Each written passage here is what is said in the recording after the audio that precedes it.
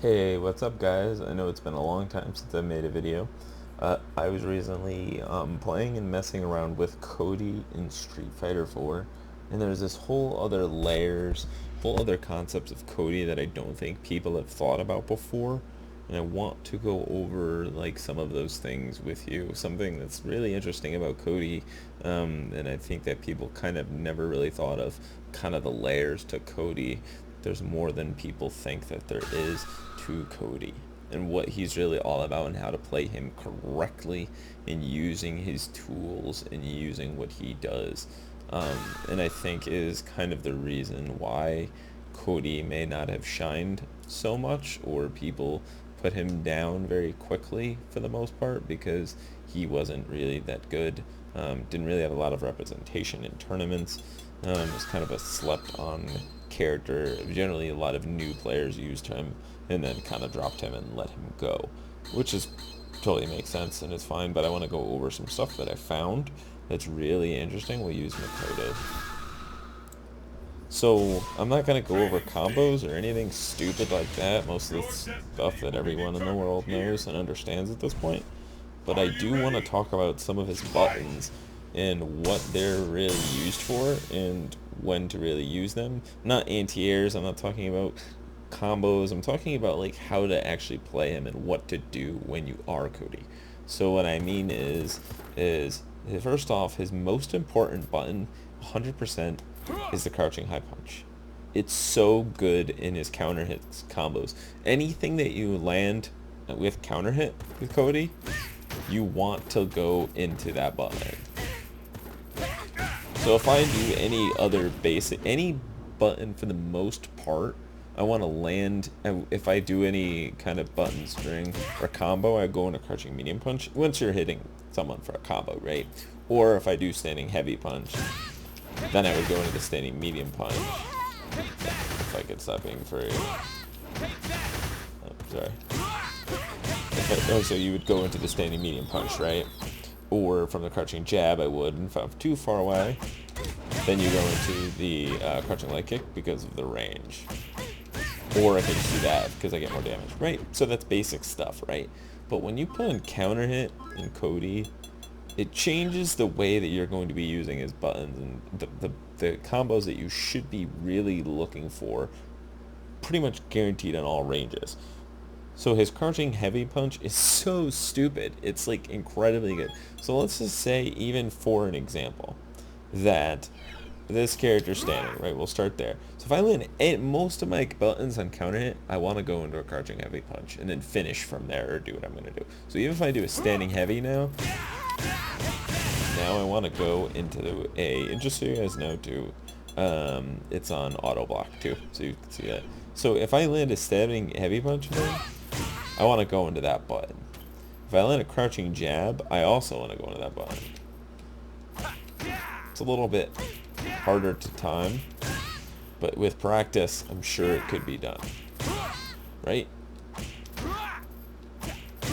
Just get used to seeing it, used to feeling that confirmation. Standing jab?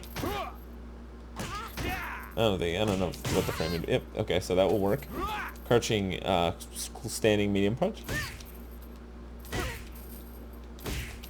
Oh, I'm bad. So, right? And then forward medium punch. Right? So look at all of the situations where he lands a crouching heavy punch. I think that might have to be hit a little meaty, but still, there's damage. You know, and it's crazy, right? So then you're like, oh wow, like who cares? No big deal. Like he gets crouching heavy punch. Whoop-dee-doo. Okay? But here's where the fun gets in. What if he now has 2 bars, right? And then he counter hits you. So let's just say now they're gonna crouch. So let's just say on a counter hit, I learned to start seeing my counter hits. There you get an ultra. So now he has a way to combo into his ultra to set up his counter hit game. Let's say you do the same thing from a jab. I'm just jabbing you, right?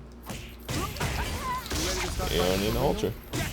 So pretty much out of all of those scenarios where I couldn't do anything really before, because if I just land a regular standing meme, so if I land a counter hit, I get that, right? But now, what if you're not on counter hit? Doesn't combo. Actually, yeah, it does. Look, oh, that's close medium. Yeah, but if I do forward medium, can't do it. If I do crouching jab, can't do it. So the counter hit option with those buttons opens up the aspect of the crouching heavy punch. Now, let's just say, let's take this even further. Let's just say now that I'm not landing my stuff, or I'm maybe getting a little sloppy at my jab to crouching heavy punch confirms off of my counter hits, and I'm not landing that. But let's say now I counter hit on a far crouching heavy punch or close. Right? So now I can use to go for a hard knockdown, or if I want to even be crazier, now because the counter hit crouching heavy punch has already popped them up, I could do something like this. And then go into my ultra. So I can, even though it's 3 bars, if I just catch them with that, I'm like, oh, see you later, buddy. So I can create all sorts of counter hit scenarios that lead into my ultra from the crouching heavy punch or going into the crouching heavy punch. So if you notice this, if I'm doing that ultra and they're gonna crouch, right?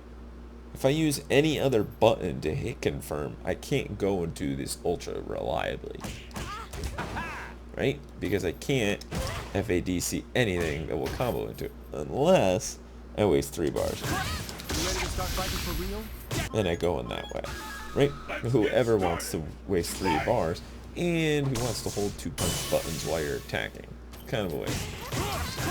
Like, I could do it and there's no big deal to that, but it's kind of like, you better be doing it preemptively. You're throwing it as a guess. You're not using your combos, or you're not using your buttons to attack. That's more of a defensive choice. When you are using Zonk, you're giving up an offensive decision. You're either giving up a throw tech, or you're giving up a focus option. So, or you're giving up a taunt, but still, in most cases, when you're using EX, it's a defensive option because you're choosing to use 2 buttons and give away some form of attack or defense, whether it be focus or throw. So you give up that.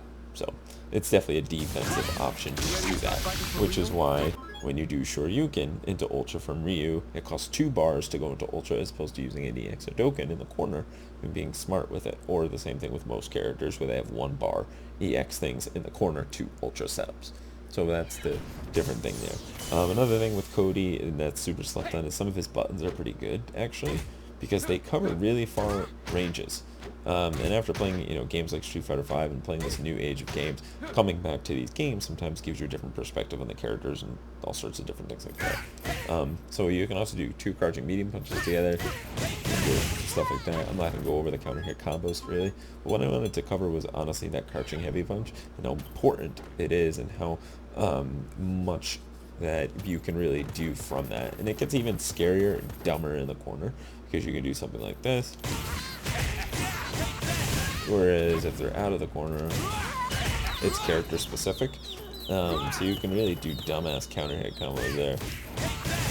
But in general, that's what you want to do with this character is get smart and learning the frame trap stuff and also learning counter hit setups and knowing when to look for them. But on top of that, even if you're still learning Cody or you're not comfortable going to the crouching heavy punch yet, crouching medium punch will do all those things and it's a little faster. I think it's like a frame or 2. So if you're still learning that, but you won't get the ultra thing because it doesn't force the same to go to the thing to FADC it and go to the ultra, but you can still get different combos and all sorts of different stuff from doing that. So you can do 2 medium punches and do all sorts of stuff like that. So Cody back in the day, I feel wasn't really people weren't looking into him as much as they probably could now. He's got a lot of cool stuff, ways to pressure you. Oh, and also this is interesting too. When you do his light stones, so his stones are very good in pressure for the corner because of how plus he is. After it, even you can go for like throw setups, or you could just go for more counter hit shit and just whatever you want to do. Be like, yeah. Or you can do your do you call it? Let's see. And teach yourself to learn that, you know, so you can see that confirmation and then go on ultra. Do some stuff like that. So Cody's crouching heavy punch is easily his most important button because it sets up for so many counter hit setups. So I hope you learned something from Cody. If you guys are still playing Street Fighter 4, hope you are. It's a great game, and it's always fun to revisit characters and look at depth because it's still there. There's still some stuff there. I think Cody might have been a little underrepresented in tournaments. If you look at a character like Dudley, he's kind of similar to Cody, and I think Cody wasn't as good as Dudley, but I think he was pretty damn underrepresented. Can't even talk. So that's my video, guys. I hope you appreciate it. Hope you enjoyed it. Hope you learned something about Cody. Hope it gave you a new perspective. Take care.